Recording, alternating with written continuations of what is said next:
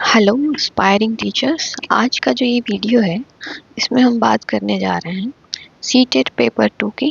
ठीक है, CTET paper 2 की जो इस एग्ज़ाम स्ट्रक्चर है वो कैसा होता है और इसमें इस पेपर को मैंने क्वालिफाई किया हुआ है, इसमें मेरी स्ट्रेटजी क्या रही थी।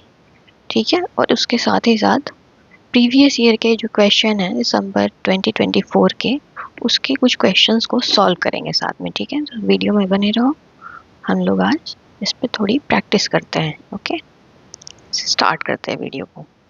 चलो, तो एग्ज़ाम स्ट्रक्चर जो है सीटेट पेपर 2 का, ठीक है, यहाँ पे मैंने मेंशन किया हुआ है सीटेट पेपर 2 का जो एग्ज़ाम स्ट्रक्चर है वो कुछ ऐसा है। इसमें सब्जेक्ट्स हैं। पहला सब्जेक्ट है चाइल्ड डेवलपमेंट एंड पेडागोजी। ठीक है, दूसरा है मैथ्स, तीसरा है इसमें साइंस, चौथा है इसमें लैंग्वेज और पांचवा है इसमें लैंग्वेज 2, लैंग्वेज 1 लैंग्वेज 2 है। ठीक है, अब इसमें सेक्शन जो 2 और 3 मैंने दिखाया है वो एक्चुअल में एक साथ आता है पेपर में। ठीक है, इसमें साइंस एंड मैथ्स लिख देता है ऐसे करके। ठीक है, अब यहाँ पे देखते हैं कि ये 5 सब्जेक्ट हमने समझ लिए। ठीक, 5 सब्जेक्ट और इनके क्वेश्चंस के कितने नंबर्स होते हैं, मतलब ये कितने संख्या में पूछे जाएंगे। चाइल्ड डेवलपमेंट पेडागोजी जो है इसके क्वेश्चंस होते हैं 30 के नंबर में, 30 क्वेश्चंस इससे आते हैं। मैथ के 30 होते हैं। ठीक है, इक्वली साइंस के भी 30 ही होते हैं, लैंग्वेज के, लैंग्वेज 1 और लैंग्वेज 2 के भी 30 ही होते हैं। तो कुल मिला के यहाँ देखने को क्या मिल रहा है, टोटल क्वेश्चन कितना हो जाएगा यहाँ पे 150, 150 क्वेश्चन जो हैं वो इस पेपर में होने वाले हैं। मार्क्स कितने कितने हैं, 30 मार्क्स का जो है 30 क्वेश्चन पहले सेक्शन के लिए अलॉटेड है। वैसे ही ये सब जगह यही पैटर्न लागू है। कैसा, 30 क्वेश्चंस पे 30 मार्क्स, तो 1 क्वेश्चन कितने मार्क्स का हुआ। ठीक है, 1 क्वेश्चन हो गया 1 मार्क का ऑब्वियसली। ठीक है, यानी हर एक क्वेश्चन जो है वो 1 नंबर का है। समझ में आया। अब ये जो सेक्शन मैथ्स और साइंस मैंने यहाँ पे शो किया है कि अलग अलग लिख दिया है, और हमें समझना है ना एग्जाम स्ट्रक्चर, तो मैंने इसको थोड़ा डिफरेंशिएट कर दिया ताकि एक साथ लिखने की जगह तुम्हारे ध्यान में एग्जाम में भी यही रहे कि 30 आने हैं। ठीक है, भले वो एक साथ लिखा रहेगा एक सेक्शन में। ठीक है, 60 नंबर इसके हो गए कैसे, तो 30 इसके आने हैं, 30 इसके आने हैं, तो और मार्क्स भी कितना अलॉटेड है 30। ठीक है, अब टोटल क्वेश्चन हो गए कितने, तो 150। ठीक, अब देखो इसमें टाइम कैसे हमको कितना मिला हुआ है। टाइम जो दिया है 2.5 आवर, 2.5 घंटे का समय मिला है हमें, 2.5 घंटे का समय मिला है। 2.5 घंटे बोले तो कितना समय हो गया, 1 घंटे, 1 घंटे प्लस 30 मिनट, 1 घंटे का 60, दूसरे घंटे का 60 और तीसरा जो है आधा घंटा 30 मिनट, ये हो गया 120 और 30 कितना होता है 150, 150 मिनट हमें मिला है। ठीक है, ये ध्यान में रहेगा। तो 150 क्वेश्चन के लिए जो हमें समय मिला है वो टोटल टाइम कितना मिला है 150 मिनट। ये बात समझ में आई। तो इसकी स्ट्रैटेजी क्या होनी चाहिए, हर एक क्वेश्चन को सॉल्व करना होगा 1 मिनट में, एक तरीके से कहें तो। ठीक है, ये हमारे ऊपर है कि हम किसी क्वेश्चन में 2 मिनट लेते हैं, 1 मिनट लिखते हैं या 30 सेकेंड लेते हैं। ठीक है, लेकिन टोटल क्वेश्चन के लिए करने का जो समय मिला है वो है 150 मिनट 150 क्वेश्चंस पे। ठीक है, अब हम इसको कैसे स्ट्रेटजाइज करें, कैसे इसका रणनीति बनाएं कि हमारा ये एग्ज़ाम क्वालिफाई हो जाए। ठीक है, आगे देखते हैं इसकी थोड़ी और डिटेल। क्वालिफाई क्यों बोला मैंने। ठीक, इसकी जो वैलिडिटी सर्टिफिकेट होती है, ये जो सर्टिफिकेट आप पास कर लोगे तो जो मिलेगी उसकी वैलिडिटी होती है लाइफ टाइम की। ये पता होगा सबको अभी तक। लाइफ टाइम मतलब एक बार क्वालिफाई करना होता है और वो जो आपका सीटेट का सर्टिफिकेट है हमेशा वो हर जगह लागू होगा, जहाँ जहाँ मांगा जाएगा वही एक ही सर्टिफिकेट से आपका काम चल जाएगा, बार बार पास करने की ज़रूरत नहीं है। पासिंग परसेंटेज देखो उसका कितना है। ठीक है, पासिंग परसेंटेज जो है उसका, इसमें आप ब्रोशर जब देखोगे ओपन करके सीटेट में 2026 फरवरी के एग्ज़ाम के लिए ब्रोशर दिया है वो है 60%। ठीक, 60% पासिंग परसेंटेज है। अच्छा चलो अब 60% को समझते हैं कि इसका क्या मतलब है। 150 मार्क्स का है 150 क्वेश्चन। ठीक, 150 मार्क्स के लिए 60%, 150 का 60% ऐसे निकलेगा। ठीक है, ये दोनों ज़ीरो गायब, 15 इंटू 6 हो गया आपका 90। तो कितने मार्क्स होने चाहिए? 90 मार्क्स। ठीक, इसके लिए आपके पास 60% कितना होता है? 90 मार्क्स होता है। अब ये जनरल कैटेगरी है, ओबीसी और एससी एसटी में क्या है इसको एक बार क्रॉस चेक कर लेना ब्रोशर में। 60% और जनरल कैटेगरी मिल जाएगी। ठीक है, 90 मार्क्स आ जाने चाहिए। कितने में? 150 मार्क्स में से 90 मार्क्स आ जाने चाहिए। तो आप क्या होंगे? सीटेट को पास कर जाओगे। ठीक है, सीटेट का पासिंग मार्क्स कितना है? 90। क्लियर है? अब ये मैंने बताया जनरल कैटेगरी में, और भी कैटेगरी के लिए वो वहाँ पे कुछ रिलैक्सेशन रहता है, उसको आपको देख लेना है कितने मार्क्स का कितने परसेंटेज या कितने मार्क्स का रिलैक्सेशन है। ठीक है, ये इसकी वैलिडिटी मैंने बता दी है। ठीक, परसेंटेज बता दिया। अब देखो आगे चलते हैं। सर्टिफिकेट की ज़रूरत हमें कहाँ पड़ती है? ये जो सर्टिफिकेट है ये रिक्वायर्ड कहाँ होता है, कहाँ ज़रूरत पड़ती है इसकी? तो हमने सुना ही है, बहुत सारे लोग जानते भी होंगे कि टीजीटी का जो एग्ज़ाम होता है ना, क्लास 6 to 10 के जो टीचर होते हैं उनके रिक्रूटमेंट के लिए ये सर्टिफिकेट रिक्वायर्ड होती है। ठीक है, क्लियर है? अब आगे चलते हैं। हाँ, तो हम लोग कहाँ पे थे? इसके पासिंग परसेंटेज और कहाँ पे ये सर्टिफिकेट रिक्वायर्ड होता है ये बात करें। ठीक है, लैंग्वेज सिलेक्शन जो है बहुत सारे बच्चों को प्रॉब्लम रहता है कि लैंग्वेज कौन सा ले। लैंग्वेज 1 है सेक्शन इसमें। ठीक है, लैंग्वेज 2 है, 2 सेक्शन मिलेगा हमें। ऊपर यहाँ पे देखा ना हमने टेबल में लैंग्वेज 1 और लैंग्वेज 2, ये 2 सेक्शन मिलने हैं। दोनों ही कितने के हैं? 30-30 मार्क्स के हैं। जितने साइंस और मैथ्स के हैं उतने ही लैंग्वेज 1 और लैंग्वेज 2 है। तो इसमें ऑप्शन फॉर्म भरते समय हम लोगों ने चुनना रहता है कि इंग्लिश लें या हिंदी लें। ठीक है, दोनों ही तरफ दोनों ऑप्शन मिलेंगे। हिंदी इंग्लिश में से कोई एक, इधर भी यही ऑप्शन है और इधर भी यही ऑप्शन है। ठीक, तो पहला लैंग्वेज जो है वो हम क्या लेना चाहते हैं? पहला लैंग्वेज, ठीक है, हिंदी लेना चाहते हैं या इंग्लिश, और दूसरा लैंग्वेज जो है हिंदी या इंग्लिश। तो मेरी जो स्ट्रैटेजी थी ना लैंग्वेज सिलेक्शन की, वो बस ये देख कर थी, क्वेश्चन पेपर देख कर थी कि सेकंड जो लैंग्वेज है इसमें 2 अनसीन पैसेज होते हैं। ठीक है, प्रोज जिनको लिखा हुआ है आपके ब्रोशर में, अनसीन पैसेज आएंगे। ठीक है, 2 अनसीन पैसेज जो होते हैं वो जनरली क्या होते हैं? लेंदी होते हैं, लंबे होते हैं। ठीक है, पैसेज बड़े होते हैं और उनकी संख्या क्या होगी इसमें लैंग्वेज 2 में? वहाँ ब्रोशर में ये भी मिलेगा कि वो 2 होंगे टोटल। 2 अनसीन पैसेज आएंगे, यानी 2 लंबे लंबे पैसेज से हमें क्वेश्चन आंसर करना होगा। लैंग्वेज 1 में एक पोयम होगा। ठीक है, और दूसरा जो है प्रोज या ड्रामा, यानी कि अनसीन पैसेज फिर से।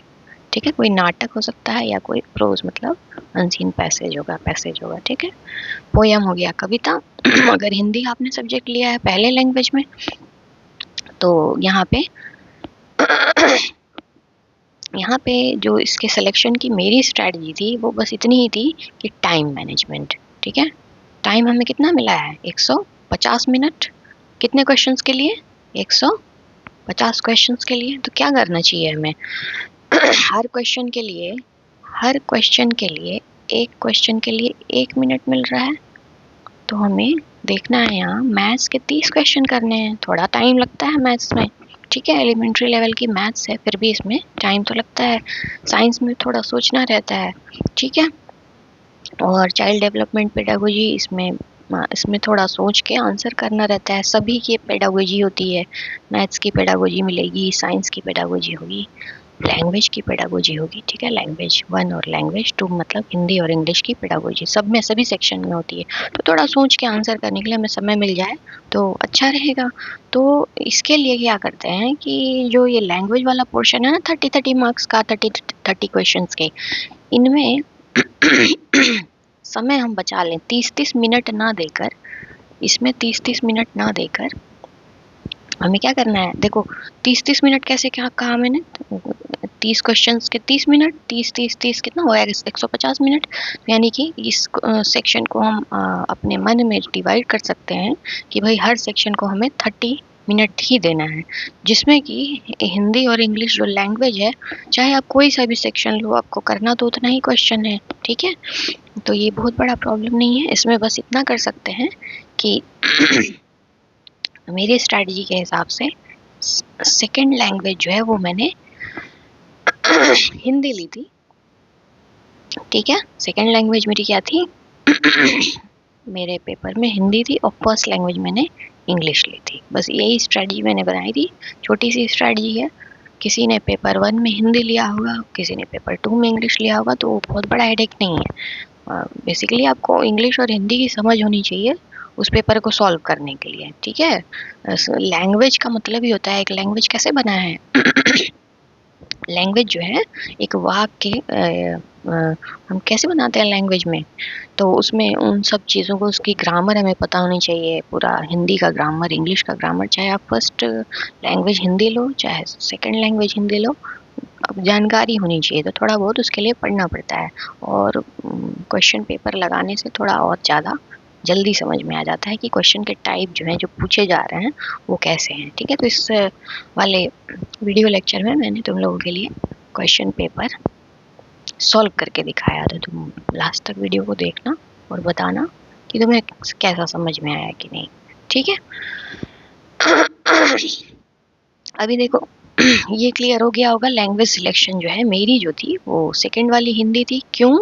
क्योंकि जो ये अनसीन पैसेज है ये काफ़ी बड़े होते हैं, लेंदी होते हैं, जिसकी वजह से थोड़ा समय बच जाए उसको जितना जल्दी पढ़ेंगे उतनी जल्दी आगे क्वेश्चन पे जंप कर सकेंगे। तो मैंने यहाँ पे हिंदी ले लिया था और यहाँ पे इंग्लिश ले लिया था, बस। और कुछ इसमें बहुत बड़ा फ़र्क नहीं है। आप हो सकता है इंग्लिश बहुत तेज़ी से पढ़ सकते हो, तो आप सेकंड लैंग्वेज इंग्लिश ले लेना, ठीक है। इधर नहीं करने का ज़रूरत पड़ेगा फिर, ठीक है। तो किसी में भी ये बहुत बड़ा इशू नहीं है, कोई से भी तुमने लैंग्वेज सेलेक्ट की हो, पढ़ना तो पड़ेगा और स्ट्रैटेजी बनानी पड़ेगी। बहुत नहीं पढ़ना रहता है, बहुत ही स्मार्टली स्ट्रैटेजाइज करो इसको कि क्वालिफाई कर दो, ठीक है। यहाँ पे क्या है, क्वालिफाई करने के लिए पूछा है कि टॉप करना है इसमें कोई बताएगा?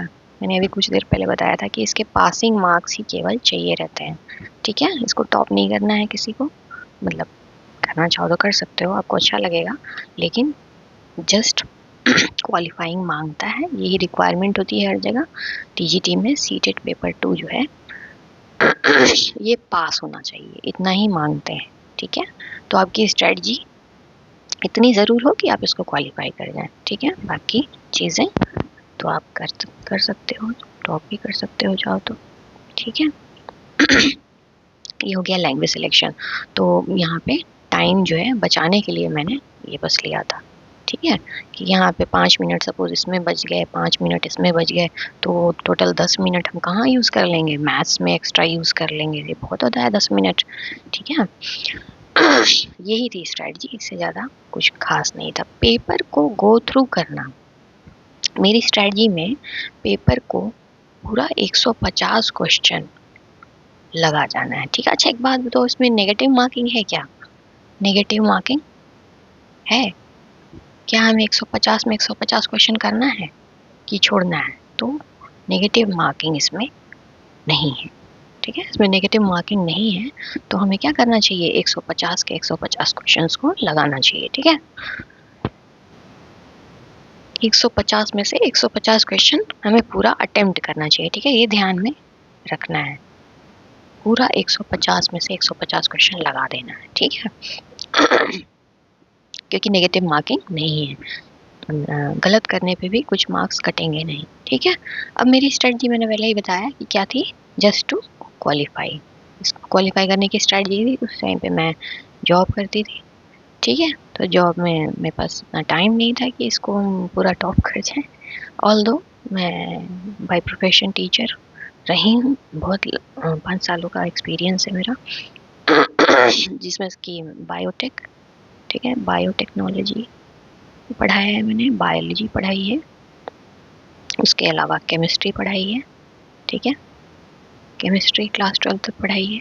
उसके बाद ईवीएस के टीचर रहे हैं। तो इतने सारे सब्जेक्ट्स मैंने पढ़ाए हैं, इसलिए जो है बहुत ज़्यादा मुझे स्ट्रैटेजी बनाने की ज़रूरत नहीं थी, क्योंकि पढ़ाते पढ़ाते चीज़ें याद हो जाती हैं, है ना। तो साइंस बैकग्राउंड है मेरा पढ़ने और पढ़ाने का, ठीक है।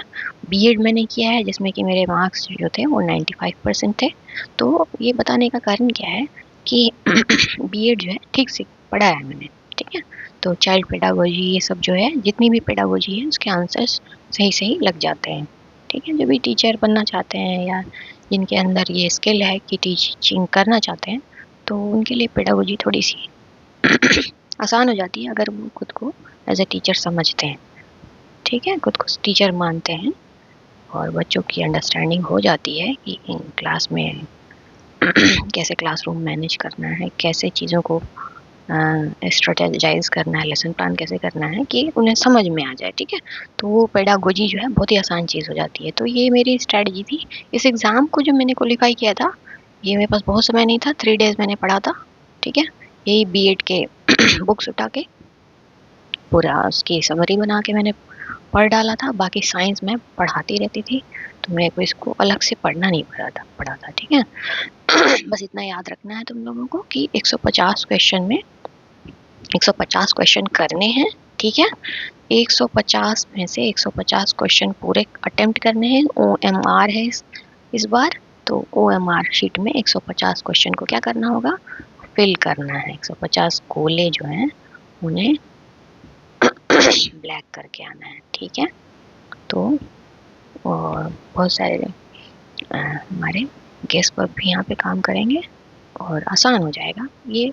इसमें किसी को किसी से आगे नहीं जाना है इस एग्ज़ाम में, ठीक है। हर कोई इसको क्वालिफाई कर सकता है, एवरीवन, हाँ, एवरीवन कैन क्वालिफाई, ठीक है। इसमें ऐसा नहीं है कि कोई सीट नहीं मिलेगी हमें, इसमें बस 60% ले आए, ठीक है। कैटेगरी वाइज जो भी आपका प्रतिशत है आप देख लेना उतना मार्क्स आपके आ गए तो आप क्वालिफाइड हो, ठीक है। आपके पास एक सर्टिफिकेट आ जाएगा। आप चलते हैं आगे इसमें। तो ये स्ट्रैटेजी हो गई मेरी, मैं जॉब के दौरान मैंने किया था क्वालिफाई, तो जस्ट टू क्वालिफाई, ओके, इतनी ज़रूरत थी। अब चलते हैं हम अगले टॉपिक पे अपने जो कि है क्वेश्चन पेपर को सॉल्व करना, ठीक है बच्चों। देखो ये जो क्वेश्चन पेपर है इस पे आते हैं ठीक है।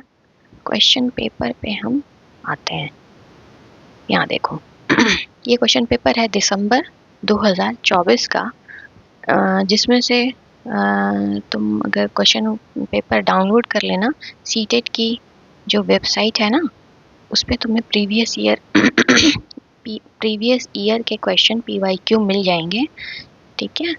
और आर्काइव में पड़े होंगे वो, वहाँ से डाउनलोड करके एक बार गो थ्रू हो जाना कि क्वेश्चन जो है कैसे पूछे जा रहे हैं तो बहुत बड़ा टास्क होता है, बहुत ज़रूरी है ये एग्ज़ाम प्रिपरेशन से पहले। एक बार देख लेना क्वेश्चन पेपर को, एक बार हमें कितना समय मिल रहा है, 2.5 घंटे बैठ के 2.5 आवर हमें क्या करना है, बैठ के उस क्वेश्चन पेपर को एक बार गो थ्रू हो जाना है और कोशिश करते रहना है कि सही से सही क्वेश्चन आंसर लगा सकें। तो उससे जो है दिमाग काफ़ी एक्टिव स्टेट में चला जाता है, ठीक है। और चीज़ें काफ़ी तुम्हारे लिए आगे आसान हो जानी है, समझ बढ़ जाएगी कि अच्छा कितने कितने क्वेश्चन कहाँ कहाँ पे हैं, ठीक है। देखो CDP जो है चाइल्ड डेवलपमेंट पेडागोजी ये 1 से 30 तक है, एक क्वेश्चन से लेके 30वां क्वेश्चन, ठीक। फिर मैथ्स है, ये हो जाएगा 30 के बाद क्या आएगा, 31 से लेके 60 क्वेश्चन हो जाएंगे। फिर साइंस आ जाएगी, साइंस के कितने होंगे, 61 से लेके 90 तक, ठीक। उसी तरह लैंग्वेज 1 और लैंग्वेज 2, लैंग्वेज 1 और लैंग्वेज 2, 90 तक साइंस थे, तो दूसरा क्या बचेगा, लैंग्वेज 1 में 91 से कितना 30 क्वेश्चन करने हैं, 20 इधर और 10 इधर, ठीक है। फिर 121 से टोटल कितने क्वेश्चन है, 150 है, हो गया। ये बन गया हमारा पूरा क्वेश्चन पेपर का जो क्वेश्चन पेपर का जो पैटर्न होने वाला है, उसमें मार्क्स जो हैं कुछ इस तरीके से, क्वेश्चन के जो नंबर हैं वो कुछ इस तरीके से डिस्ट्रीब्यूटेड होने वाले हैं, ठीक है। अब देखो क्वेश्चन देखते हैं एक एक करके। मैंने जो क्वेश्चन सिलेक्ट किया है, ये देखो, ये साइंस का है, साइंस का सेक्शन है, दिख रहा होगा। क्वेश्चन नंबर क्या लिखा हुआ है यहाँ पे, 63, ठीक है। क्वेश्चन नंबर 63 इसमें जो है साइंस के सेक्शन में क्यों आएगा, क्योंकि 61 से लेके 90 तक क्या होने चाहिए, 61 से 90 तक क्वेश्चन नंबर जो होंगे वो साइंस से बिलोंग करते होंगे, ठीक है। मैंने अभी साइंस के क्वेश्चन सिलेक्ट किए हैं, जिसमें से 2 क्वेश्चन आज सॉल्व करेंगे। टाइम बहुत ज़्यादा हो रहा है, फटाफट इसको सॉल्व करते हैं। चलो देखो, which of the following statement are true, crystallization is a chemical process. हमेशा ये ट्रू फॉल्स पे तुम्हें हमेशा शुरू में ही अपने क्वेश्चन पेपर में ऐसे मार्क कर लेना चाहिए, ट्रू पूछा है कि फॉल्स पूछा है कि नॉट पूछा है, ठीक है। ये सब चीज़ें ध्यान में रखना। देखो, crystallization is a chemical process, ठीक। यहाँ पे 2 वर्ड्स हैं, एक है क्रिस्टलाइजेशन, दूसरा है केमिकल चेंज, ए ऑप्शन, ठीक।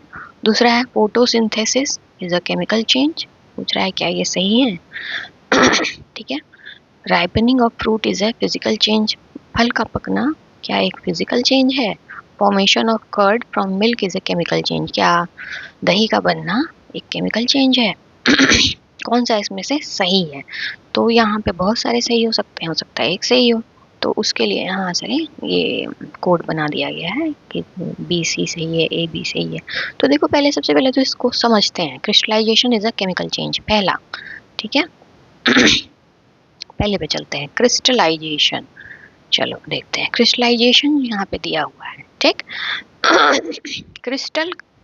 क्रिस्टलाइजेशन का मतलब क्या है, क्रिस्टल का बनना, ठीक। वो प्रोसेस जिससे क्या होता है, क्रिस्टल बनते हैं, ठीक है। क्रिस्टलाइजेशन उसको कहते हैं। अब तुम ये सोच के बताओ कि कोई सबसे आसान सा याद आता है कोई क्रिस्टल जो हम लोग आम बोलचाल की भाषा में यूज़ करते हैं, तो तुम्हारे ध्यान में किसी के आ रहा है। हम कहते हैं आइस क्रिस्टल्स, रेफ्रिजरेटर में जम गए हैं आइस क्रिस्टल, यूज़ करते हैं ना ये वाला सब टर्म, ठीक है। तो ये सबसे आसान सा में जो दिमाग में तुरंत आ गया। तो हम जानते हैं कि आइस क्रिस्टल किससे बनता है, आइस क्रिस्टल बनता है वाटर से, ठीक है। वाटर से बनता है आइस क्रिस्टल, ठीक। वाटर क्या है, मैं बता रही थी, वाटर से आइस क्रिस्टल बनते हैं, ठीक है। वाटर यहाँ पे क्या है बच्चों, वाटर कौन सा स्टेट है, पदार्थ के 3 स्टेट होते हैं ना, एक लिक्विड होता है, गैस होता है, एक सॉलिड होता है, 3 स्टेट के बारे में बात होती है। तो वाटर कौन सा स्टेट है, ये एक लिक्विड स्टेट हो गया, ठीक है। इससे बन क्या रहा है, आइस क्रिस्टल। तो आइस क्रिस्टल जो है वो कौन सा स्टेट है मैटर का, तो ये एक सॉलिड स्टेट है, ठीक है। सॉलिड है, ये क्या है, वाटर, लिक्विड है। तो यहाँ पे हम कह सकते हैं कि आइस क्रिस्टल बन रहा है लिक्विड वाटर से, तो ये एक प्रोसेस है क्रिस्टलाइजेशन का, ठीक। तो ये एक प्रोसेस हो गई क्रिस्टल बनने की, ठीक है। कौन से क्रिस्टल की, तो स्पेसिफिकली हम लोग बात कर रहे हैं किसकी, आइस की यहाँ पे, ठीक है ना। क्रिस्टलाइजेशन है आइस क्रिस्टल के बनने का, किससे, वाटर से। तो यहाँ पे क्वेश्चन में क्या है, पूछ रहा है कि क्या crystallization is a chemical change. देखो है क्या, देख के बताओ यहाँ पे क्या चेंज हो रहा है, यहाँ पे फिजिकल चेंज यहाँ पे हो रहा है क्या, केमिकल चेंज, ठीक है। तो इसका केमिकल फॉर्मूला क्या है वाटर का, H2O, सभी जानते होंगे, ठीक। आइस क्रिस्टल का केमिकल फॉर्मूला क्या है, H2O। बस इसको डिफरेंशिएट करने के लिए हम क्या करते हैं, इसको जो है डिफ्रेंशिएट करने के लिए हम लोग क्या करते हैं, वाटर है ये भी इसका केमिकल फॉर्मूला है, इसको हम ब्रैकेट में क्या करते हैं, सॉलिड लिख देते हैं, सॉलिड का एस एक लेटर से, और ये लिक्विड है इसके लिए हम ब्रैकेट में इसको क्या लिख देते हैं, एल। इस तरीके से हम लोग रिप्रेजेंट करते हैं पढ़ाते समय, है ना। तो यहाँ पे केमिकल फॉर्मूला जो है वो चेंज हो रहा है तो नहीं हो रहा है। देखो यहाँ भी H2 है, यहाँ भी H2 है, तो चेंज क्या हो रहा है, यहाँ पे हम कहेंगे क्या यहाँ पे कोई केमिकल चेंज हुआ है, केमिकल चेंज हुआ है, तो आंसर क्या है, नो। ठीक, तो यहाँ पे चेंज क्या हुआ है, फिजिकल, इसकी फिजिकल स्टेट में, फिजिकल स्टेट जो है वाटर का वो क्या हुआ है यहाँ पे, लिक्विड से सॉलिड में बदल गया है। तो केवल और केवल क्या हुआ है यहाँ पे, फिजिकल स्टेट में चेंज हुआ है, यानी कि फिजिकल चेंज हुआ है। तो ये जो क्वेश्चन था crystallization is a chemical change, chemical change क्या ये ट्रू है, तो यहाँ पे तुम वहाँ पे देखते ही पेपर में क्या करोगे, वहीं पे कट कर दोगे। ठीक है, अब देखो photosynthesis is a chemical change. एक दूसरा क्वेश्चन आ गया, क्या फोटोसिंथेसिस जो है वो एक केमिकल चेंज है। तो देखो फोटोसिंथेसिस में क्या होता है,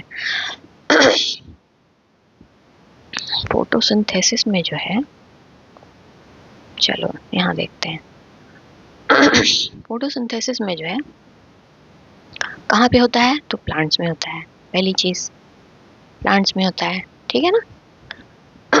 फोटोसिंथेसिस प्लांट्स में होता है, ग्रीन पार्ट्स में होता है। ठीक, प्लांट्स क्या करते हैं, एयर से,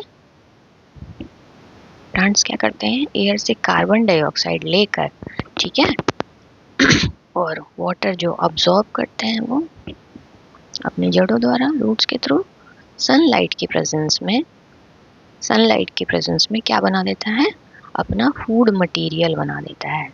ठीक है, इतना तो हम सब लोग जानते हैं कि प्लांट जो है ये काम करते हैं किस प्रोसेस के थ्रू, तो ये इस प्रोसेस का नाम क्या है, फोटोसिंथेसिस। ठीक है, फोटो माने फोटोन, यानी कि सनलाइट की जो एनर्जी है उसके प्रेजेंस में सिंथेसिस हो रही है, कुछ बन रहा है, क्या, फूड मटेरियल।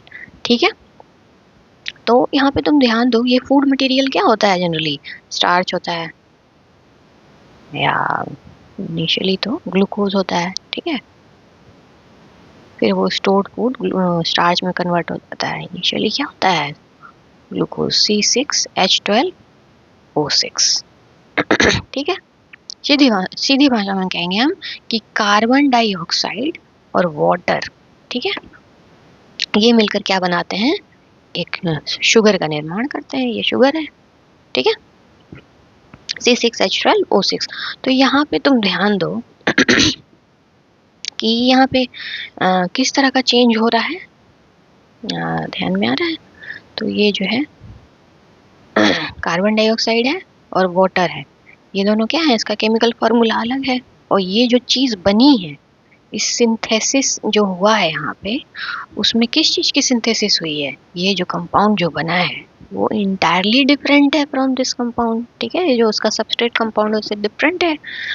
रॉ मटेरियल्स का कार्बन डाइऑक्साइड है और H2 है, जिनका फॉर्मूला ये है, और जो फाइनल प्रोडक्ट बना है शुगर, उसका फॉर्मूला ये है। तो केमिकल फॉर्मूला अलग है, केमिकल कॉम्पोजिशन अलग है, एक नया प्रोडक्ट बन गया है। तो यहाँ पे किस प्रकार का चेंज हो सकता है, ये न्यू प्रोडक्ट बन गया है। ठीक है, इसका ये किस प्रकार का चेंज हो सकता है, तो हम इसको क्या केमिकल चेंज कह सकते हैं, तो आंसर है हाँ। ठीक है ना, आंसर है हाँ। तो ये हो गया, प्लांट्स में सनलाइट की प्रेजेंस में फूड मटेरियल का बनना एक केमिकल चेंज है। ठीक है, एक इंटायरली डिफरेंट प्रोडक्ट बन गया, जिसके जो कि जिसका जो है पूरा स्पेसिफिकेशन ही डिफरेंट है, इसकी प्रॉपर्टीज ही एकदम डिफरेंट है, CO2 और H2O से, इसलिए ये केमिकल चेंज है। इसमें कहीं कंफ्यूजन होगा तो तुम मुझसे कमेंट बॉक्स में कनेक्ट करके पूछ सकते हो। ठीक है, और डिटेल में तुम्हें जानना होगा। तो ripening of fruit is a physical change. ठीक, अब यहाँ पे फोटोसिंथेसिस वाले में हमको क्या टिक करना है कि फोटोसिंथेसिस क्या है, एक केमिकल चेंज है, तो ये तो भाई ये क्या है, ये राइट है। यहाँ पे क्या था, क्रिस्टलाइजेशन इज अ, तो इसको हमने रॉन्ग किया था। ठीक है, ripening of fruit is a physical change, इसके बारे में देखते हैं। राइपनिंग, अब फल का पकना, ठीक, फल का जो है पकना, फ्रूट की राइपनिंग की बात हो रही है, फ्रूट राइपनिंग, ठीक है बच्चों। फल का पकना जो है उसमें क्या क्या स्टेजेस होते हैं, तो बहुत क्विकली दिमाग में आना चाहिए। क्या क्या स्टेजेस होते हैं भाई, सोच लिया? अब देखो बताते हैं। फल पकते ही क्या करने लगता है भाई, खुशबू देने लगता है, ठीक है, इसमें जो है स्वीट स्मेल आने लगती है, मीठी मीठी सी स्मेल आ जाती है। दूसरा क्या होता है, पक जाता है फल, मैंगो ही ले लो, वो कच्चा रहता है तो कैसा लगता है, सार खट्टा स्वाद आता है, और पकने के बाद स्वाद कैसा हो जाता है, उसका जो टेस्ट है वो क्या हो जाता है, स्वीट हो जाता है, टेस्ट स्वीट हो जाएगा। फिर तीसरा क्या चेंज होता है फ्रूट राइपनिंग के समय, एरोमा आ जाती है, स्वीट स्मेल जिसको हम कहते हैं क्या, एरोमा, खुशबू आ जाती है, एक राइपनिंग सेंट जिसको बोलते हैं, ठीक है, खुशबू वाली महक आने लगती है, पकने वाली महक आने लगती है, खुशबू आने लगती है, टेस्ट जो है उसका मीठा हो जाता है। और क्या चेंजेस होते हैं इसमें, फल जो है थोड़ा सा उसके टिश्यू कैसे होते हैं, लूज हो जाते हैं। फल क्या होता है, जब ग्रीन होता है, कच्चा होता है, इसको रॉ फ्रूट बोलते हैं, वो हमेशा ज़्यादातर क्या होते हैं, वो सार टेस्ट करते हैं, खट्टे स्वाद वाले होते हैं।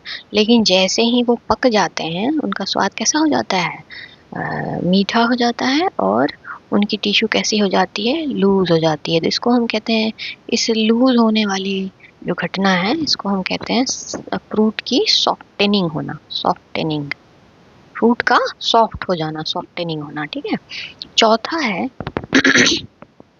और क्या क्या चीज़ें होती हैं, मीठा हो गया, मीठा स्मेल आने लगा, टेस्ट इसका मीठा हो गया, ठीक है, सॉफ्टनिंग हो गई। इसके अलावा और कुछ याद आ रहा हो तो बताओ।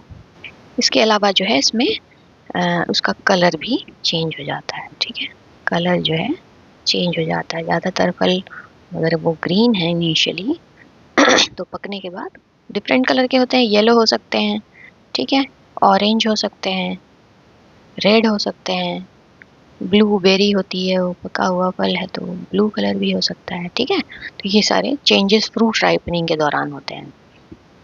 तो क्या फ्रूट राइपनिंग एक क्वेश्चन में क्या है कि फ्रूट राइपनिंग जो है वो फिजिकल चेंज है, तो फिजिकल चेंज इसमें कोई फिजिकल चेंज तो हमें दिख नहीं रहा है, ये सारे चेंजेस कैसे हैं, ये कैसे, इसमें हो क्या रहा है, चलो देखते हैं इसको, पहले इसको थोड़ा सा समझाते हैं आपको। कोई भी एक एग्जाम्पल उठा लोगे, जैसे फल का मीठा होना ही, ठीक है, फल का मीठा होना, ये एक जैसे स्वीट होना फ्रूट का, ठीक है, स्वीट इन टेस्ट बोलते हैं, फल का मीठा होना स्वाद में, ठीक। इस चीज़ को समझते हैं तो होता क्या है कि हम लोग जानते हैं कि प्लांट्स में स्टोर्ड फूड मटेरियल क्या होता है, स्टार्च होता है, ये टेस्टलेस होता है, ठीक है, टेस्टलेस होता है। ये जो है जब फल पकते हैं तो कन्वर्ट हो जाता है, इसकी हाइड्रोलिसिस होकर, हाइड्रोलिसिस यानी ये टूट जाता है अपने छोटे शुगर मॉलिक्यूल्स में, जिसमें से कुछ ग्लूकोज, कुछ फ्रक्टोज, कुछ सुक्रोज, ये सब बनते हैं, ठीक है। ये सब क्या है, ये सब मीठे वाले शुगर हैं, इनका टेस्ट, ये वाले जो शुगर हैं ये सब क्या है, स्वीट इन टेस्ट है, इनका स्वाद मीठा होता है, इस वजह से। तो स्टार्च तुम जानते ही हो कि एक एक कॉम्प्लेक्स, ये एक कॉम्प्लेक्स शुगर है, ठीक है, और ये सारे कौन से शुगर हैं, ये सिंपल वाले शुगर हैं, सिंपलर हैं, ये मोनोसेक्राइड है, फ्रक्टोज एक मोनोसेक्राइड है, सुक्रोज एक डाइसेक्राइड है, ठीक है, और स्टार्च जो है कॉम्प्लेक्स कॉम्प्लेक्स स्टार शुगर हो जाता है, ठीक है, पॉलीसेक्राइड जिसको हम लोग कहते हैं, made up of many saccharide units, बहुत सारे सेक्राइड यूनिट्स आपस में जोड़ जोड़ के क्या करेंगे, पॉली बना लेंगे, पॉली। अब यही शुगर जो है टूट के कोई ग्लूकोज बनाएगा, कोई फ्रक्टोज बनाएगा, कोई क्या करेगा, सुक्रोज बनाएगा, ठीक है। इन सब का स्वाद क्या होता है, मीठा होता है। तो तुम कॉम्प्लेक्स शुगर, इसका क्या होगा स्ट्रक्चर, केमिकल फार्मूला बिल्कुल डिफरेंट होगा, है ना।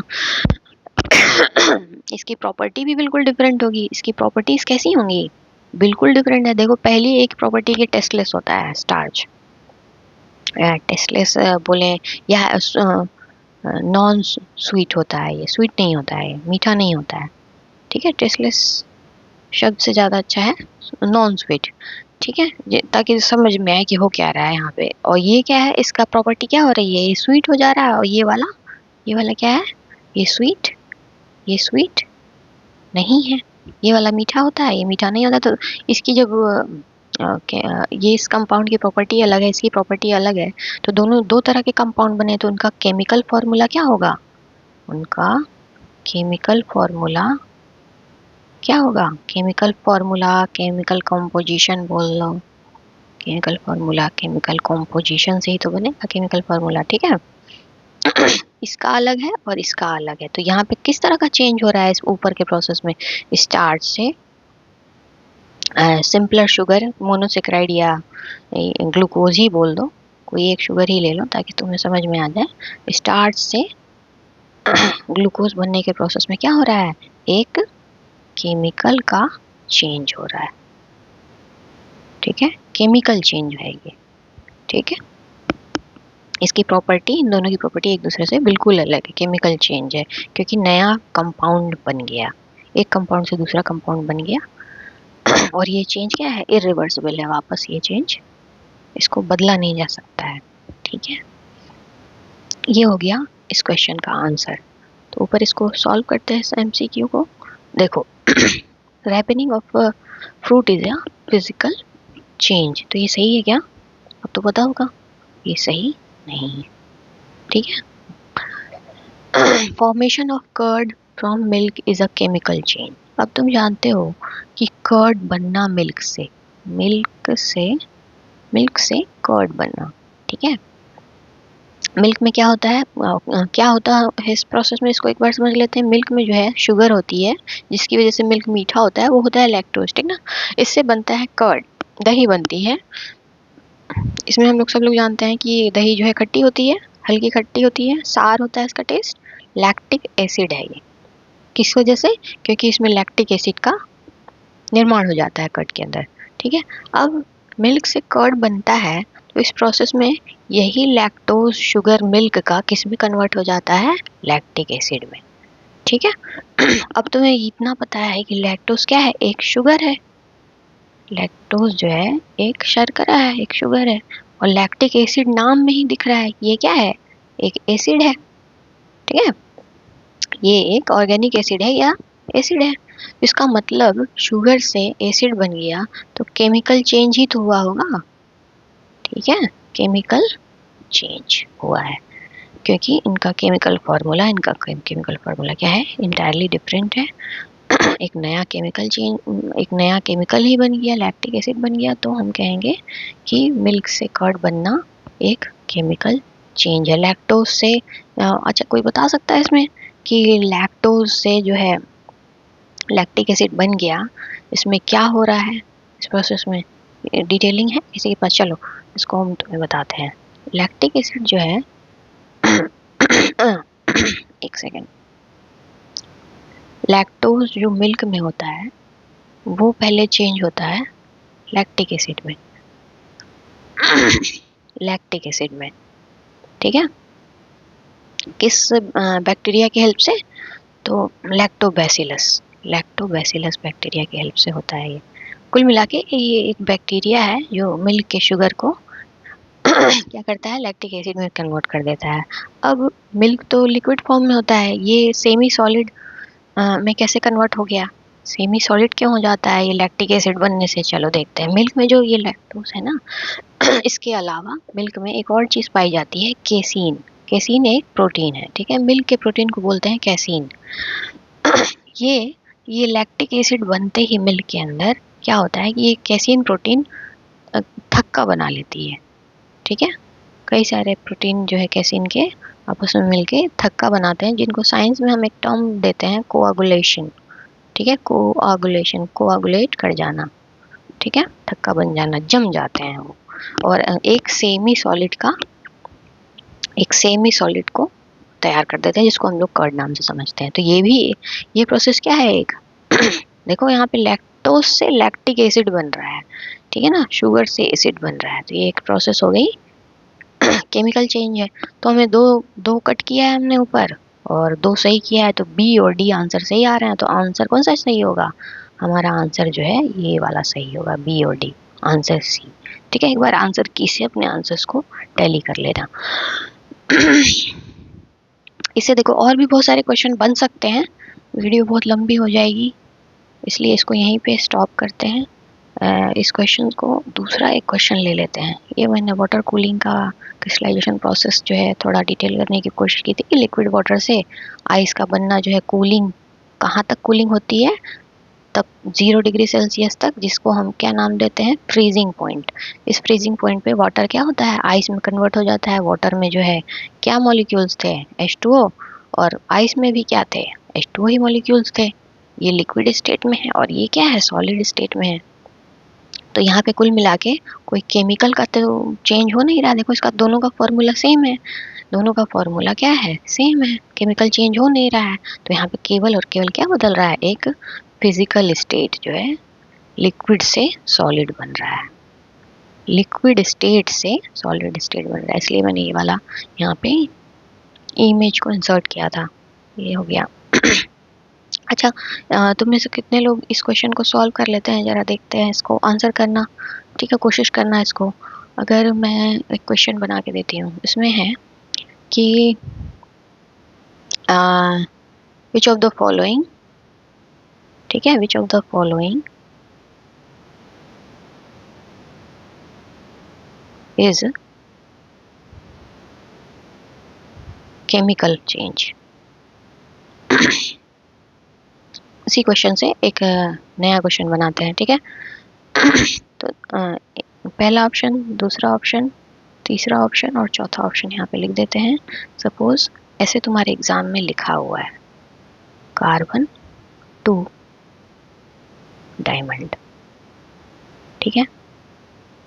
दूसरा लिखा हुआ है Na+ Cl-, ठीक है। इन दोनों के नीचे लिखा हुआ है आयंस ब्रैकेट में। इससे बन गया टेबल सॉल्ट। टेबल सॉल्ट मतलब जो खाने वाला सॉल्ट हम लोग यूज करते हैं। तीसरा देखो, इसमें सपोज लिखा हुआ है कि पेक्टिन, ठीक है, पेक्टिन कॉमा सेल्यूलोज से लूज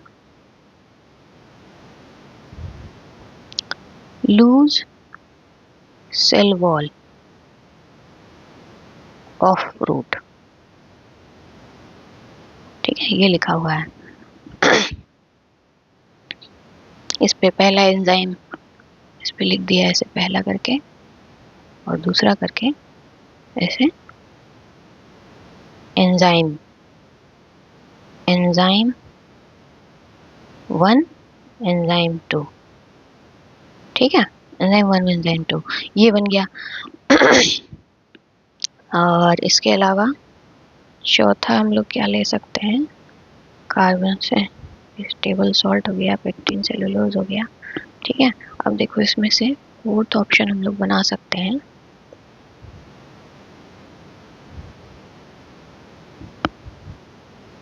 फोर्थ ऑप्शन हम लोग बना सकते हैं इसमें लैक्टोज, अभी ऊपर बताया था, से क्या क्या बना था? लैक्टिक एसिड, ठीक।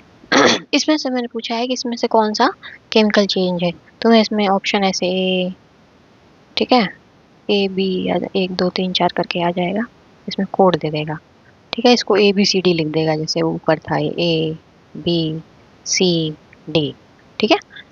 इसमें तुम्हें बताना होगा कि AB है, पहला वाला है, दूसरा वाला है, या 2 सेट है। मैं यहाँ पे ऑप्शन नहीं लिख रही हूँ क्योंकि सब बता देने से फिर कॉन्सेप्ट का क्या होगा, ठीक है, कॉन्सेप्ट भी समझना है। चलो अब दूसरे क्वेश्चन पे मूव ऑन करते हैं। ये वाला इसको सॉल्व करके बताना है। इसमें से केमिकल चेंज कि ऑप्शन में तुम हमें ए बी सी ऐसे करके आंसर कर सकते हो कि इसमें से कौन सा केमिकल चेंज है। ठीक है, कार्बन से डायमंड का बनना कार्बन से डायमंड का बनना, NaCl से टेबल सॉल्ट का बनना, Na प्लस आयन और Cl माइनस आयन से टेबल सॉल्ट का बनना, पेक्टिन सेलुलोज का। ये बस ऐसे एग्जाम में लिख देगा, ये तो मैं एक्सप्लेन कर रही हूँ, तुम्हें खुद से समझना होगा कि ये क्या बोलना चाह रहा है। ठीक है, लैक्टोज से लैक्टिक एसिड का बनना, इसमें से ये कौन सा केमिकल चेंज है, मैच द कॉलम भी आ सकता है इसमें से। ठीक है, अच्छा क्वेश्चन है ये। अगला क्वेश्चन देखो, क्वेश्चन नंबर 69, ये भी उसी दिसंबर 2024 का क्वेश्चन है। ठीक है बच्चों, 69 जो है ये साइंस की CDP, साइंस की पेडागोजी जो होती है। ठीक, साइंस की पेडागोजी 20 क्वेश्चन, 30 में से 20 क्वेश्चन रहेंगे आपके साइंस के और 10 क्वेश्चन रहेंगे 10 क्वेश्चन उसी साइंस की पेडागोजी। पेडागोजी का मतलब क्या होता है, बहुत सारे लोगों ने बीट किया होगा। तो पेडागोजी टर्म्स जो होती है इसका मतलब होता है टीचिंग, पढ़ाना। ठीक ना, पढ़ाना, बच्चों को पढ़ाना। क्या, तो साइंस की पेडागोजी है तो क्या पढ़ाना, तो साइंस पढ़ाना। ठीक है, आप साइंस को कैसे पढ़ाओगे उसकी पेडागोजी के बारे में 10 क्वेश्चन आएंगे। तो देखो इसमें क्या है 69 क्वेश्चन में, विच of the following should not be the purpose of open book assessment, ठीक, in science.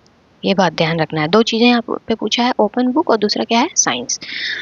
Open book assessment, पहले तो ये समझते हैं कि क्या होता है। हम क्या करते हैं, स्टूडेंट को बच्चों को जो है बुक दे देते हैं, कहते हैं भाई बुक, अपनी अपनी बुक निकाल लो सब लोग कुछ क्वेश्चंस हम बोर्ड पे लिख देते हैं। ठीक, और तुम, अगर हमने प्रीवियसली उनको पढ़ा रखा है उससे रिलेटेड कुछ कॉन्सेप्ट, प्रीवियसली हमने कोई कॉन्सेप्ट बच्चों को साइंस में पढ़ा रखा है, नेक्स्ट डे हम चाहते हैं कि उनकी अंडरस्टैंडिंग चेक करना। ठीक है, कि वो कॉन्सेप्ट उन्हें समझ में आया कि नहीं। तो हम क्या करते हैं, स्टूडेंट को क्या करेंगे, एक कहेंगे कि अपनी बुक ओपन कर लो, कुछ क्वेश्चंस हम बोर्ड पे लिख दे। ठीक, कॉन्सेप्ट समझ में आया कि नहीं आया, जैसे कि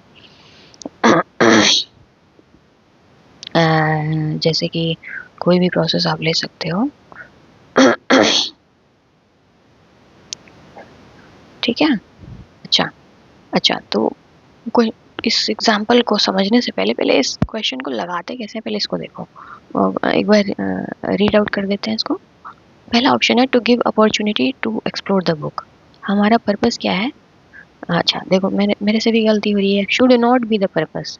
ठीक है, यहाँ नॉट को हमेशा ऐसे ही अपने क्वेश्चन पेपर में भी ऐसे ही करना है। ठीक ना, कि नॉट दिया है तो उसको गोला बना लेना, ताकि तुम्हारे गलती से भी गलती ना हो पाए। ठीक है should not be the purpose of open book assessment, तो to give opportunity to explore the book। क्या open book assessment का ये ऑप्शन हो सकता है आंसर। उन्हें हम किताब इसलिए दे रहे हैं ताकि वो उनको अवसर मिले किताब पढ़ने का। ठीक है, to reduce the fear of assessment in learner, उनके जो लर्नर कौन है, स्टूडेंट जो हैं, उनके अंदर हम डर को कम कर रहे हैं। किस चीज़ का डर, फियर ऑफ असेसमेंट। असेसमेंट क्या होता है, एग्ज़ाम टेस्ट, ये जो हम लोग लेते हैं ना, इसी को कह रहे हैं। उस चीज़ का डर को कम करने के लिए, रिड्यूस करने के लिए, कम करने के लिए हम ओपन बुक असेसमेंट करते हैं। तो ये भी एक तरीके से देखो तो ठीक ठाक है। भी इसको समझाते हैं, to gauge conceptual understanding of learner. हम उनको बुक क्यों देते हैं, गॉज मतलब नहीं समझ में आया, देखो नीचे से पढ़ लेना हिंदी वाला। तीसरा ऑप्शन में क्या है, मापना, गॉज मतलब मापना। ठीक, to gauge conceptual understanding of learner, बच्चों की, लर्नर में बच्चों की कंसेप्चुअल अंडरस्टैंडिंग हुई है कि नहीं, उसको मापना। टीचर माप रहा है, उसको पता कर रहा है कि उसको समझ में आया कि नहीं आया। और चौथा ऑप्शन जो है वो लिखा है to score more marks in the test. हम उनको कहते हैं कि किताब खोल के तुम जो है हमारे दिए हुए क्वेश्चंस को सॉल्व करो, ताकि हम उनको टेस्ट में ज़्यादा मार्क्स मिले। ये प्राइमरी ये गोल हो सकता है क्या। तो देखो शुड नॉट भी पूछा है, बाकी सारे के सारे क्या हो रहे हैं, एक पॉजिटिव बातें कह रहे हैं ओपन बुक असेसमेंट के लिए। एक यही है जो इसमें मार्क्स की बात और टेस्ट की बात हो रही है इसमें। तो यही क्या है, चारों से अलग है, ऑड है एक तरीके से। तो इस तरीके से भी टिक लगाया जाता है। ठीक है। लेकिन एज ए टीचर हम तुमको समझाते हैं कि ये है क्या, ठीक है। ओपन बुक असेसमेंट, मैंने बताया कि स्टूडेंट को हमने बुक दे दिया उनकी बुक उनको बोल दिया कि भाई तुम बोर्ड पे हम कुछ क्वेश्चन लिख रहे हैं। सपोज हमने तुम्हें क्रिस्टलाइजेशन पढ़ाया, ठीक, क्रिस्टलाइजेशन के प्रोसेस को पढ़ाया, बच्चों को एक दिन पहले पढ़ाया। नेक्स्ट डे हम चाहते हैं कि जानना चाहते हैं कि उन स्टूडेंट्स को वो कॉन्सेप्ट समझ में आया कि नहीं। तो हम कहेंगे कुछ क्वेश्चन जो है हम बोर्ड पे लिख रहे हैं, सब बच्चे अपनी अपनी बुक ओपन करके उन क्वेश्चंस का आंसर ढूंढेंगे। पेज वेज हम बता देंगे या वो खुद भी ढूंढ सकते हैं, तो पढ़े तो रहते ही हैं बड़े बच्चे। तो बोर्ड पे क्वेश्चन दे दिया हमने क्रिस्टलाइजेशन की प्रोसेस हमने बता दी थी कि क्या होता है क्रिस्टलाइजेशन। अभी पीछे देखा था, क्रिस्टल बनने की प्रक्रिया को कहते हैं क्रिस्टलाइजेशन, ठीक है। और एग्जाम्पल भी समझ लिया था कि वाटर से क्या बन रहा है, आइस बन रहा है ये प्रोसेस क्या है, क्रिस्टल का क्रिस्टलाइजेशन है यही प्रोसेस, ठीक है। यहाँ पे ये क्रिस्टलाइजेशन हो गया। तो इसका एक एग्जाम्पल जो हम क्या ले सकते हैं कि सी वाटर, ठीक है, सी वाटर, क्वेश्चन हम बोर्ड पे लिखेंगे, सी वाटर से टेबल सॉल्ट खाने वाला जो नमक बनता है, सॉल्ट का बनना सी वाटर से वो क्या वो प्रोसेस क्रिस्टलाइजेशन है, ऐसा एक क्वेश्चन हम बना सकते हैं। क्या ये प्रोसेस क्रिस्टलाइजेशन है? तो इसके लिए उस बच्चे में कौन सी अंडरस्टैंडिंग होनी चाहिए उसकी उसके अंदर कैसी कौन सी चीज़ें होनी चाहिए। एक तो अंडरस्टैंडिंग होनी चाहिए, जो हमने क्रिस्टलाइजेशन का प्रोसेस जैसे आपको ऊपर बताया ना, वो समझ में आया, तो वही चीज़ हम स्टूडेंट को समझा रहे हैं, ठीक है। तो उसको उसकी अंडरस्टैंडिंग अगर हो चुकी है तो वो ये बता लेगा कि सी वाटर से सॉल्ट जो बनता है इवेपोरेशन के प्रोसेस के द्वारा, ठीक है, पानी जब भाप बन के उड़ जाता है, जो पीछे रह जाता है उसमें सॉल्ट बनती है, वो सी सॉल्ट बनती है, ठीक है। तो ये प्रोसेस क्या क्रिस्टलाइजेशन की प्रोसेस है, सॉल्ट के क्रिस्टल बनते हैं क्रिस्टलाइजेशन की प्रोसेस है। तो ये इसके लिए उसको क्या करना होगा, उसके पास ये अंडरस्टैंडिंग होनी चाहिए कि भाई क्रिस्टलाइजेशन का प्रोसेस उसने जो समझा है वो सही समझा है कि नहीं समझा है, तो वो इसको बता लेगा, ठीक है। क्या यहाँ पे फिर दूसरा क्वेश्चन हम इसी से पूछ सकते हैं, पहला हमने पूछा उससे कि क्रिस्टलाइजेशन है कि नहीं, दूसरा हम इसी से पूछ सकते हैं उससे कि इस प्रोसेस में इस प्रोसेस में केमिकल चेंज हो रहा है कि फिजिकल चेंज हो रहा है। अगर हमने पहले ही ये चीज़ बता रखी है बच्चों को, जनरली छोटे क्लासेस में 9 तक पता चल जाता है कि केमिकल है कि फिजिकल चेंज है इस प्रोसेस में केमिकल चेंज फिजिकल चेंज कौन सा चेंज हो रहा है, तो इसके लिए भी उसके पास क्या होनी चाहिए, अंडरस्टैंडिंग की पावर होनी चाहिए। यानी कि डीप अंडरस्टैंडिंग के लिए हमें किसमें, साइंस के सब्जेक्ट में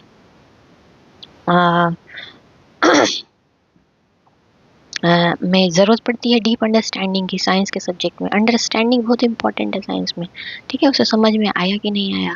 अब अगर हम ये क्वेश्चंस बच्चों को दे दें बोर्ड पे, उनसे पूछ लें कि अब बताओ ये हो रहा है कि नहीं हो रहा है, अगर तुमने पढ़ लिया है तो वो क्या करेंगे, बुक ओपन करेंगे, ठीक है बुक ओपन करेंगे, उसमें से उस चैप्टर पे उस पैराग्राफ पे जाएंगे, उस चीज़ को पढ़ने की कोशिश करेंगे। अगर उन्होंने उनसे वो कॉन्सेप्ट मिस हो गया है तो वहाँ से भी वो उस आंसर को क्या करेंगे, इंटरप्रेट कर सकते हैं कि भाई देखो सी वाटर है, इससे सॉल्ट जो है वो क्रिस्टल बन रहा है, तो इस प्रोसेस को हम क्या कहते हैं क्रिस्टल के बनने के प्रोसेस को क्रिस्टलाइजेशन कहते हैं। तो ये प्रोसेस क्या क्रिस्टलाइजेशन है, तो हाँ है, ठीक, अंडरस्टैंडिंग आ गई और एक बारी बुक में जाके उसको क्या मिला कि एक रिसोर्स अवेलेबल हो गया।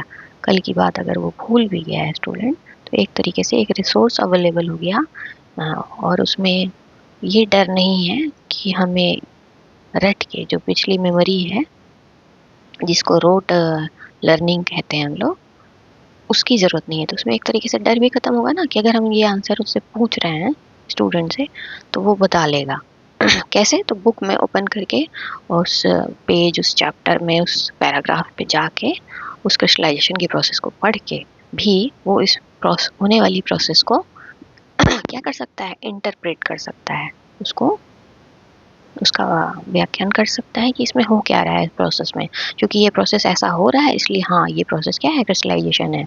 सी वाटर से एक क्रिस्टल बन रहा है, सॉल्ट का क्रिस्टल बना, तो हाँ ये क्रिस्टलाइजेशन है।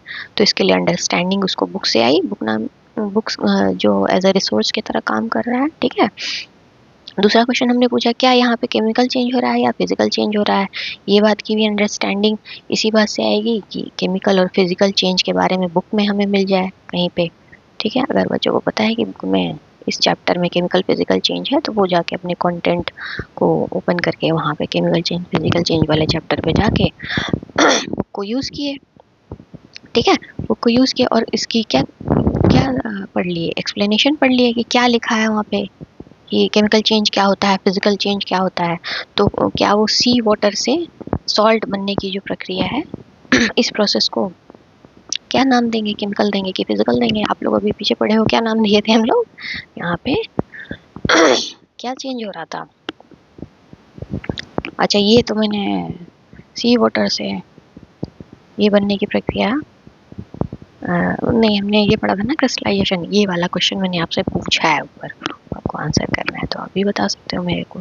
तो आई होप कि इतने सारे एग्जाम्पल से काफ़ी समझ में आया होगा, ठीक है। एग्ज़ाम को कैसे एग्ज़ाम के क्वेश्चंस को कैसे हैंडल करना है ये समझ में आया होगा इन सारे एग्जाम्पल से। अब तुम बच्चों भूलोगे नहीं, ठीक है। Aspiring teachers you will not forget this any more. चलो इसमें देखो ये सारे ऑप्शन हम देख लेते हैं एक बारी फिर से। अभी open book assessment in science समझ में आ गया हमें, डीप थिंकिंग की ज़रूरत है उसमें, अंडरस्टैंडिंग की ज़रूरत है, इंटरप्रिटेशन होता है उसमें, इंटरप्रेट करते हैं हम डेटा को, बहुत सारी चीज़ें होती हैं। तो अंडरस्टैंडिंग डीप नॉलेज समझ में आ गया होगा। अब देखो यहाँ पे should not be the purpose of, तो बुक को एक्सप्लोर करने की अपॉर्चुनिटी हमने दी ना, इस एग्जाम्पल से आप भूलोगे नहीं।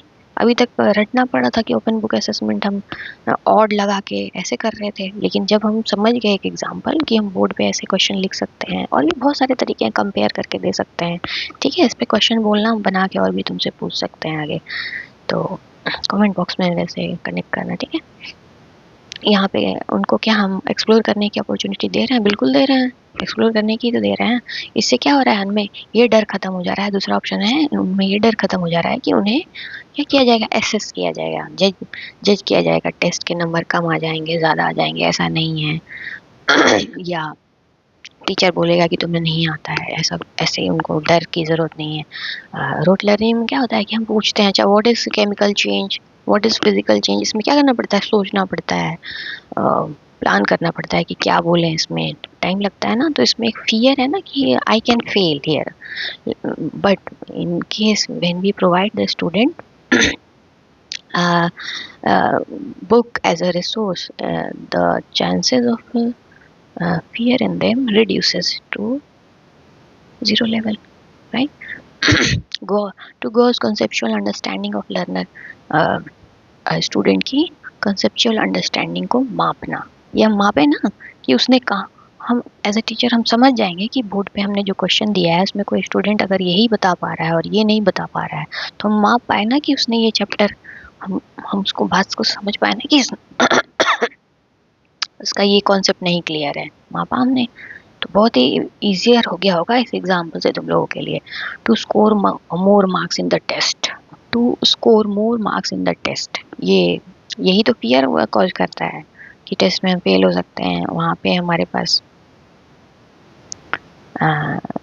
टेस्ट क्या है, एक सेकेंडरी एक तरीके से आउटकम हुआ। प्राइमरी तो हमारा ओपन बुक है, हम बुक दे दिए बच्चों को, वो कुछ क्वेश्चंस के लिए इनकरेज कर रहे हैं और चेक क्या कर रहे हैं उसमें कि वो उस कॉन्सेप्ट को कितना समझ पाया है। रोट लर्निंग नहीं है टेस्ट में, क्या होता है ज़्यादातर रोट लर्निंग की बातें होती हैं, कितना आपका पहले से तैयार है। और यहाँ पे ओपन बुक असेसमेंट में क्या है कि हम अगर बहुत ज़्यादा तैयार भी नहीं है तो हम क्या बुक पढ़ के, बुक के चैप्टर वो पैरा पढ़ के क्या हम उस साइंस के कॉन्सेप्ट को समझ पा रहे हैं। तो ओपन बुक असेसमेंट का एक तरीके से ये मतलब हुआ है, ठीक है। तो ये तीनों ऑप्शन तो हैं, इसके जो है पर्पस हो गया। तो कौन सा पर्पस नहीं है, तो to score more marks in the test. हो सकता है अंडरस्टैंडिंग आने से टेस्ट में अच्छे नंबर आ जाएं तब जब वो उस चीज़ को क्या करेगा, टेस्ट में लिख पाएगा, ठीक है। तभी मार्क्स अच्छे आएंगे। तो क्वेश्चंस हम ऐसे देंगे बुक पे, बोर्ड पे हम ऐसे क्वेश्चंस लिखेंगे कि डायरेक्टली उसके आंसर कॉपी करके ना लिख सकेगा। टेस्ट भी हम ओपन बुक असेसमेंट से लेना चाहते हैं तो वहाँ पे क्या कर रहे हैं, डायरेक्टली वो क्वेश्चंस के आंसर जो है उस बुक में लाइन में ना मिले, उसके लिए भी उनको क्या जरूरत हो, अंडरस्टैंडिंग की जरूरत है। यही तो है क्वेश्चन कि is this process happening here, sea water to table salt is a chemical change। क्या सी वाटर से टेबल सॉल्ट का बनना एक केमिकल चेंज है या फिजिकल चेंज है, क्वेश्चन ही तो है। और ये बुक में ये लाइन नहीं दी हुई है, as a teacher we know this, हमको पता है एज अ टीचर की ये बुक में लाइन नहीं दी हुई है, हम एक कंपैरिजन और ना ही ये एग्जाम्पल दिया हुआ है, ठीक है, बुक में। तो क्या हो रहा है यहाँ पे, उसको क्या करना पड़ेगा, उस कॉन्सेप्ट को जाके समझना पड़ेगा किसी और एग्जाम्पल के थ्रू। हो सकता है बुक में एग्जाम्पल दिया हो वाटर से आइस बन रही है, ठीक है, लिक्विड से सॉलिड बन रहा है, लेकिन बुक में ये नहीं दिया है कि सी वाटर से क्या बन रहा है, सॉल्ट बन रहा है। तो इसमें और इसमें एक संबंध बनाने के लिए उसको क्या करना पड़ेगा, वहाँ पे उस कॉन्सेप्ट को समझना पड़ेगा, ठीक है, क्रिस्टलाइजेशन की प्रोसेस को। क्या यहाँ पे क्रिस्टलाइजेशन की प्रोसेस हो रही है, मैंने पहला क्वेश्चन यही पूछा था। तो यहाँ पे क्या होगा आंसर, वो इससे इसकी अंडरस्टैंडिंग उसको हो गई है, जैसे अभी तुम लोगों को हुई है वाटर से आइस बना, ठीक है। तो सी वाटर से सॉल्ट बनना क्या है, क्रिस्टलाइजेशन का प्रोसेस है। अच्छा, अभी ये समझ में आया, थोड़ा वीडियो लंबा हो गया, ये समझ में आया ना, तो वीडियो को लाइक करना, नीचे कमेंट बॉक्स में मुझसे कनेक्ट करना, कुछ क्वेश्चन तुम्हें हो तो पूछ सकते हो, और भी वीडियो ऐसा लाऊं मैं, इसके लिए नीचे कमेंट बॉक्स में लिखना और लाइक ज़रूर करना। ऑलराइट, टाटा बाय बाय, फिर मिलते हैं नेक्स्ट वीडियो में।